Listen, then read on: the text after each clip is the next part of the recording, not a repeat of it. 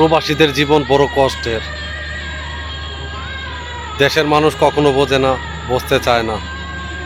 আর বিশেষ করে বাংলাদেশের মন্ত্রী ম্যাজিস্ট্রার শুধু বলে রেমিটেন্স পাঠাও, রেমিটেন্স পাঠাও। রেমিটেন্স পাঠাতে যে কতটা কষ্ট হয় ওরা তো আর জানে না, কখনো জানতেও চায় নাই। প্রবাসীরা যখন কষ্টে থাকে, বিপদে থাকে, তখন তারা পাশে দাঁড়ায় না, পাশে দাঁড়ানোর চেষ্টাও করে না, তখন দেখেও না দেখার ভান করে থাকে। আজ মালয়েশিয়ার প্রবাসীরা বড় কষ্টে আছে।